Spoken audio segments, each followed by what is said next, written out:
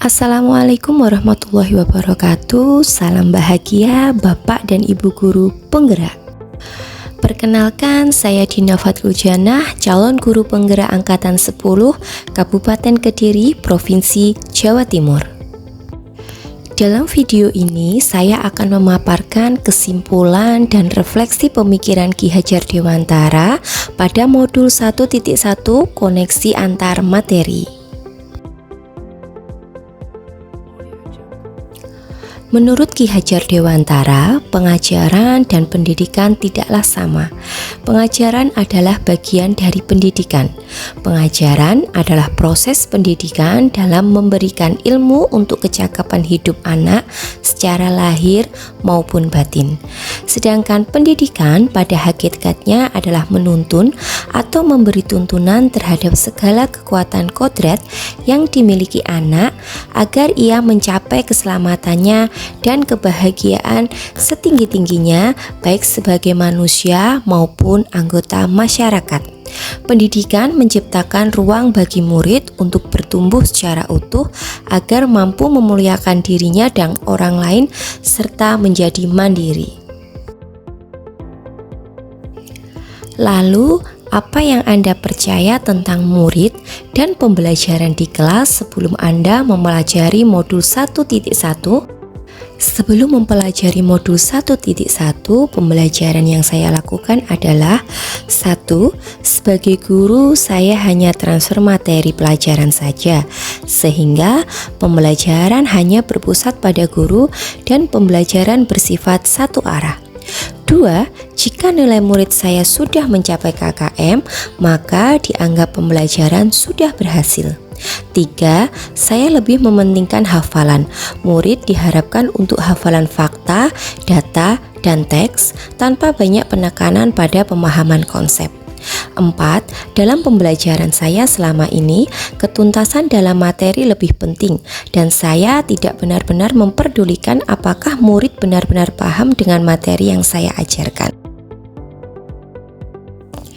Sehingga sebagai seorang guru, saya sering merasa gagal dan mengeluh jika banyak siswa saya yang tidak tuntas setelah melakukan evaluasi. Lalu, apa yang merubah dari pemikiran atau perilaku saya setelah mempelajari modul ini? Setelah mempelajari modul 1.1 ini, saya menjadi sadar bahwa apa yang saya lakukan selama proses pembelajaran selama ini tidaklah tepat.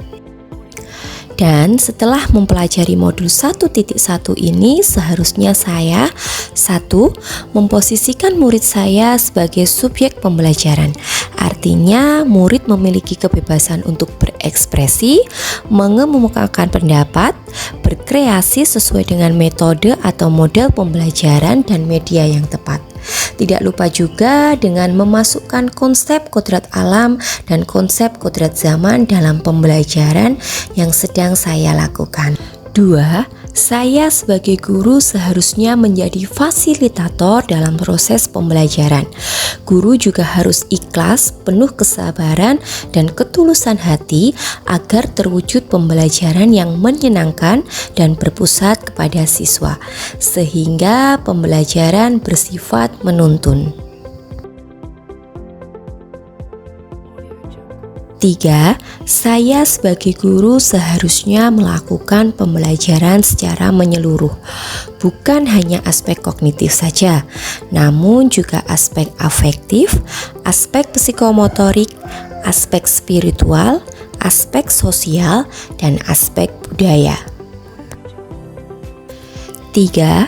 Saya sebagai guru seharusnya mempelajari karakteristik murid saya, karena setiap anak dilahirkan unik dengan kelebihan dan kekurangannya masing-masing.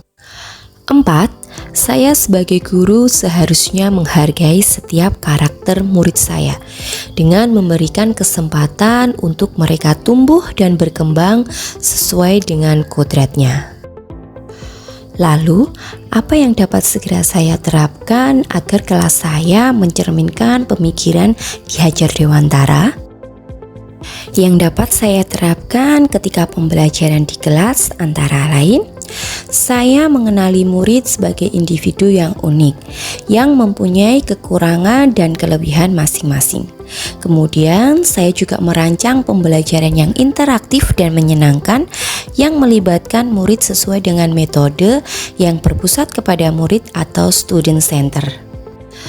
Hal yang saya lakukan ketika pembelajaran di kelas antara lain, saya juga menerapkan pembelajaran abad 21, yaitu tentang berpikir kritis, komunikatif, kreatif, dan kolaboratif dengan tujuan untuk memerdekakan anak. Kemudian pembelajaran saya tidak lagi menuntut, tetapi menuntun, karena tugas kita sebagai guru tidak hanya mentransfer pengetahuan, akan tetapi mendampingi dan mengantarkan anak ke sebuah tujuan dengan bimbingan. Dan saya juga mengenali karakter dan latar belakang masing-masing murid dengan menjalin komunikasi yang baik.